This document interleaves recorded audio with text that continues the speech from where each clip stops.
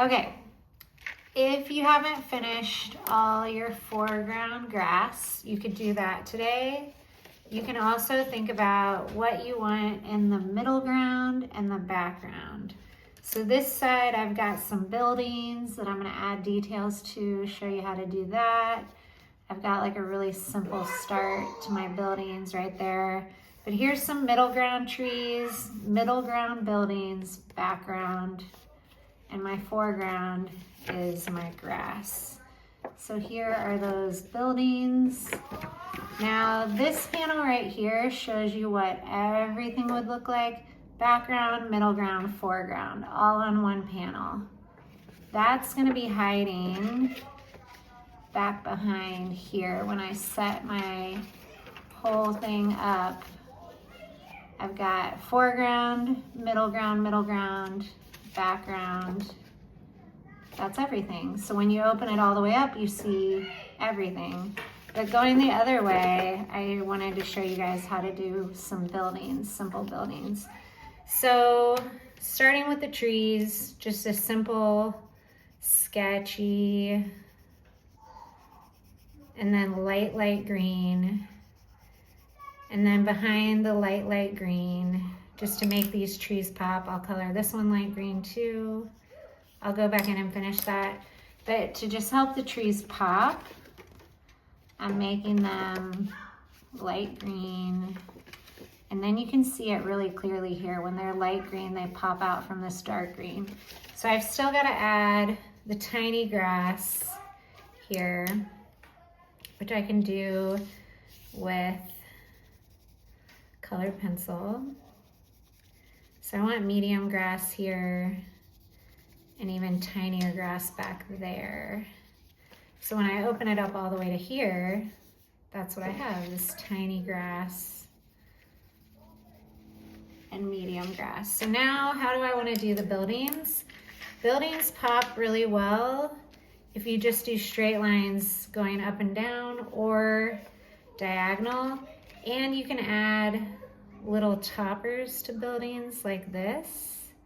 This always makes buildings look a little more like they're further away. Just some little toppers like that really help. Buildings always have like antennas or simple standout things on the top. Sometimes they're like just that simple.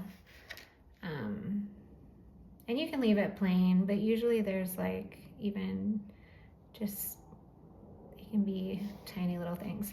And then decide if you're gonna go straight up and down.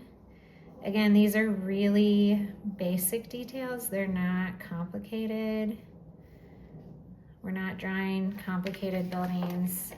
So then when I go this way, I wanna make sure that my building hiding underneath matches. See, now it's covered up, but it matches. So this building's going straight down, and it had that little dome on the top. Doesn't have to be perfect, just in general. I have the little dome. See, my dome's a little bigger, but that's not a big deal. And you can color that in, that might look really cool. Make it dark, I like that. And then behind that is a mountain. So my building's pretty simple and it's the same in both places. So then I want to contrast it by going this way with this building. This is by far the easiest way to make your city look realistic. And you could add some like little windows going across.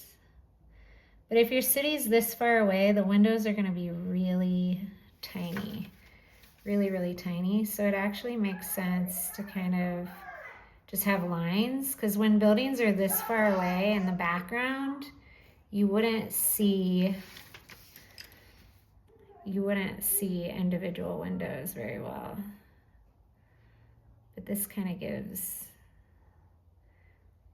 an image of windows.